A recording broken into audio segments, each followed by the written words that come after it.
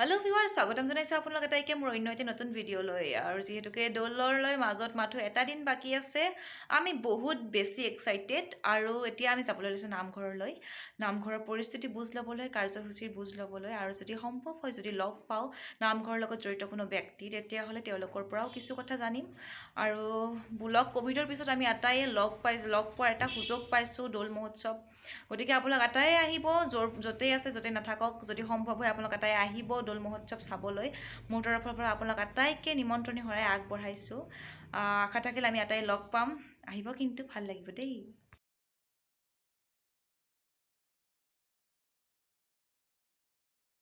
উপস্থিত আছে বৰপেটা সত্ৰৰ ডেকা সত্ৰাধিকাৰ আৰু আমি তেওঁৰ পৰা সত্ৰৰ সন্দৰ্ভত কিছু কথা জানিব বিচাৰিছোঁ এতিয়া হয় নমস্কাৰ আমাৰ চেনেলৰ পৰা আপোনাক আগন্তুক দৌল মহোৎসৱৰ বহুত বহুত শুভকামনা জ্ঞাপন কৰিছোঁ এতিয়া সত্ৰৰ দৌল মহোৎসৱ সন্দৰ্ভত আপোনাৰ পৰা কিছু কথা জানিব বিচাৰিছোঁ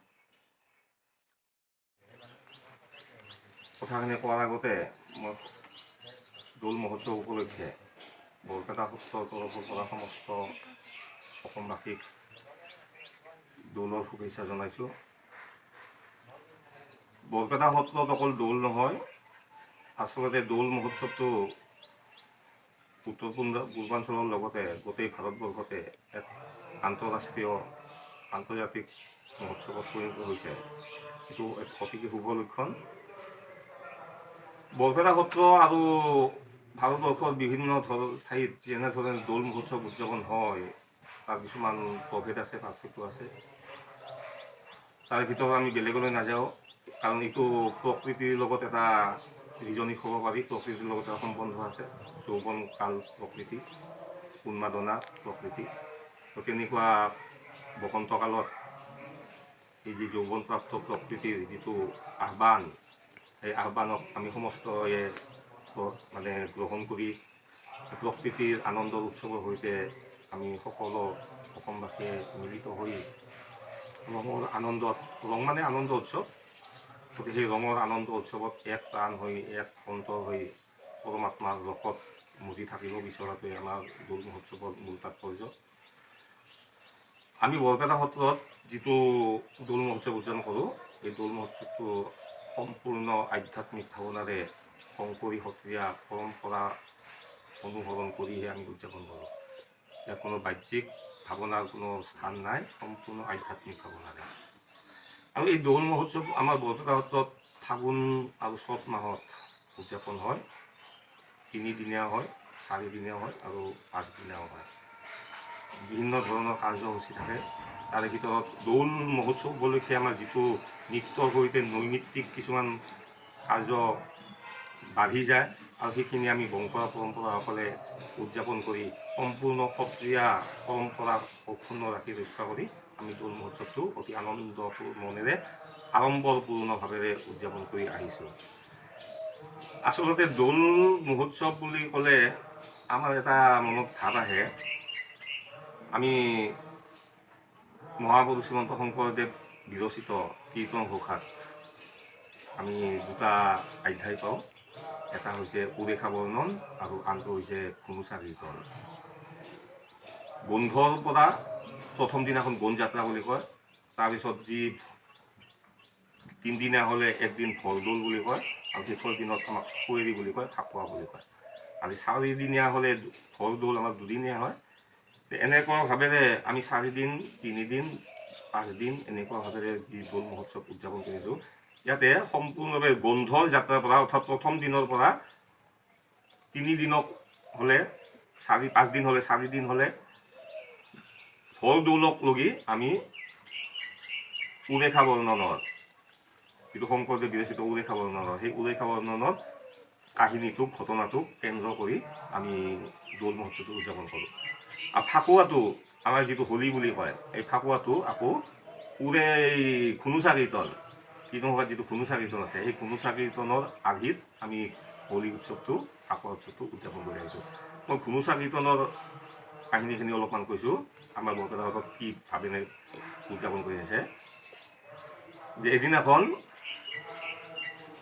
লক্ষীয়ে, কৃষ্ণৰ সংগী লক্ষী, সেই লক্ষীয়ে নজনা কৰি ঈশ্বৰ কৃষ্ণই ধুনুচাৰ বাৰীলৈ গ'ল। ধুনুচা হৈছে ইন্দ্ৰদুম্ন ৰজাৰ জীয়ৰী। সেই ধুনুচাই শিশুকালৰ পৰাই ঈশ্বৰ কৃষ্ণক মানে মনেৰে প্ৰাণেৰে আৰাধনা কৰি থাকে, চিন্তা কৰি থাকে, তেওঁকে পাবৰ কাৰণে বিচাৰে। অৰ্থাৎ তেওঁ কৃষ্ণ প্ৰেমিক হয়, ধুনুচা কৃষ্ণ প্ৰেমিক হয়। গতিকে সেই কৃষ্ণ প্ৰেমত মত্ত হৈ ধুনুচাই যেতিয়া কৃষ্ণকে আৰাধনা কৰি থাকে, তেতিয়া ইন্দ্ৰদুম্ন ৰজাই পিতৃয়ে ধুনুচাক এখন নিৰ্দিষ্ট ঠাইত এটি গৃহ সাজি দিয়ে আৰু ধুনুচাক তাতে থাকিবলৈ দিয়ে, যাতে ঈশ্বৰক আৰাধনা কৰাত তাইৰ কোনো অসুবিধা নহয়, সুবিধা হয়। সেইকাৰণে তাইক সকলোৱে তাতে এটা গৃহ সাজি থাকিবলৈ দিলে। যিহেতু ধুনুচাই সদায় কৃষ্ণকে চিন্তা কৰি থাকে প্ৰেমিকা হিচাপে, গতিকে কৃষ্ণইও তাইৰ মনৰ কামনা পূৰ্ণ কৰিবৰ কাৰণে, তাইৰ মনৰ ভাৱনা বুজি উপলব্ধি কৰি এদিন নহয়, দুদিন নহয়, 3 দিনক লগি কৃষ্ণই ধুনুচাৰ বাৰীলৈ গৈ তাইক আনন্দ দি থাকে। এই কৃষ্ণই যোৱা কথাটো যেতিয়া লক্ষ্মীয়ে গম পালে, লক্ষ্মীৰ মহা খং উঠিলে কৃষ্ণৰ প্ৰতি, যে কৃষ্ণ এনেকুৱা ঠাইলৈ কিয় যাব, বেলেগ নাৰীৰ ওচৰলৈ কিয় যাব। তেতিয়া মহা গণ্ডগোল লাগিলে দুয়োজনৰে, মহা তৰ্কতৰ্কি লাগিলে কৃষ্ণ আৰু লক্ষ্মীৰ। তেতিয়া লক্ষ্মীয়ে দুৱাৰমুখত বাধা দিলে, ঠেকা দিলে, বাঁহ বান্ধি দিলে দুৱাৰমুখত, যাতে কৃষ্ণই ভিতৰলৈ আহিব নোৱাৰে, ভিতৰলৈ আহিব নিদিয়ে কৃষ্ণক লক্ষ্মীয়ে। তেতিয়া মহা তৰ্ক যুদ্ধ লাগিলে। অৱশেষত কৃষ্ণৰ সৈনিকসকলে এই দুৱাৰমুখত যিটো বাঁহ মানে ভেটা দিছিলে, সেই ভেটাহৰ বাঁহবিলাক মানে জোৰ কৰি হ'লেও ভাঙি চিঙি চুৰমাৰ কৰি সকলোৱে ভিতৰলৈ সোমাই আহিলে। বাঁহ ভাঙিলে, গেট ভাঙি দিলে, কোনো ৰাখিব নোৱাৰিলে। তেতিয়া ভিতৰলৈ আহি আনন্দ উৎসৱ কৰি একেবাৰে যেতিয়া গৃহৰ দুৱাৰমুখ পাইছে, তেতিয়া লক্ষ্মী আৰু কৃষ্ণৰ মাজত মহা তৰ্কতৰ্কি বাক যুদ্ধ লাগিলে। কৃষ্ণই ক্ষমা খুজিছে লক্ষ্মীৰ আগত, কিন্তু লক্ষ্মীয়ে ক্ষমা দিব নিবিচাৰে। মানে মহা বিপৰীত দৃষ্টিত হৈছে তেওঁলোকে। অৱশেষত তেওঁলোকৰ মহা এখন যুদ্ধ তৰ্কতৰ্কিখন এই আমাৰ কুঁৱৰীৰ দিনা এই মঠৰ চোতালত এই ভাওনাখন কৰিব তেওঁলোকে, বংশৰাসকলে। কিনো কাজিয়া লাগিছিলে তেওঁলোকে। এই যেতিয়া অৱশেষত কৃষ্ণই লক্ষ্মীৰ হাতত পৰাজিত হৈ কৃষ্ণই লক্ষ্মীৰ হাতত এটি মাননি দিলে। মাননি মানে আমাৰ যিটো জৰিমনা বুলি কয়, দৰ বুলি কয়, জৰিমনা। সেই জৰিমনা ভৰিব লগা হ'ল কৃষ্ণই। যেতিয়া জৰিমনা ভৰিলে, তেতিয়া লক্ষ্মীয়ে সন্তুষ্ট হৈ কৃষ্ণক ভিতৰলৈ প্ৰৱেশ কৰাই লৈ গ'ল। আৰু যি ভিতৰলৈ লৈ গ'ল, তেতিয়াৰ পৰাই আমাৰ দৌল মহোৎসৱটো সামৰণি কৰে। আমাৰ সেই আৰ্হিত এই কৃষ্ণই যেতিয়া আমাৰ ধুনুচাৰ বাৰী, আমাৰ যিখন কয় নহয় কলবাৰী, এই কনৰা সত্ৰত যিখন কলবাৰী আছে, তাতে যে হেকেটা খুৱাবলৈ নিয়ে, এই হেকেটা খাবলৈ নিয়া মানে কৃষ্ণই তাতে হেকেটা খাবলৈ গৈছিলে। হেকেটা মানে বেলেগ একো নহয়, হেকেটা মানে আমাৰ এই বিৰিণাৰ পাত যে আছে, বিৰিণা বন, সেই বিৰিণা বনত আমাৰ এটা সেই ওলাই নহয়, ফল ওলাই বগা সিটো বস্তু, সিটো কৃষ্ণই ধুনুচাৰ বাৰীত সদায় তাতে খাবলৈ যায়। আৰু ধুনুচাৰ বাৰীত সেই বস্তুটো আছিলে হেকেটা বুলি কয়, হেকেটা গছ বুলি কয়। সেই কৃষ্ণ তালৈ হেকেটা খাবলৈ গৈছিলে। আজিও আমাৰ সেই হেকেটা খাবলৈ যাৱা বুলি কয় কৃষ্ণ। তালৈ ঘূৰি আহোঁতে লক্ষ্মীয়ে বাধা দিছিলে, আমাৰ দালনত বাধা দিব, সেই বাঁহ যে ভাঙিব, সেই বাঁহ ভাঙাটো লক্ষ্মীয়ে বাধা দিয়া। গতিকে কৃষ্ণৰ পৰিয়াল লোকসকলে হুৰ মূৰ কৰি আহি ভিতৰলৈ সোমাই সেই বাঁহ চাহ ভাঙি দিয়ে। ভাঙি দি আহি আৰু মঠৰ চোতালত এই লক্ষ্মীৰ লগত দুৱাৰত কৃষ্ণৰ লগত তৰ্ক তাতে জৰিমনাটো ভৰে আৰু ভিতৰলৈ এইখিনি দৌলৰ ইটো আদিক লৈ কৃষ্ণক কেন্দ্ৰ কৰি সম্পূৰ্ণ কৃষ্ণকেন্দ্ৰিক আধ্যাত্মিক আৰু শংকৰী সত্ৰীয়া পৰম্পৰা অক্ষুণ্ণ ৰাখি আমি বৰপেটা সত্ৰত দৌল মহোৎসৱটো উদযাপন কৰি আহিছোঁ।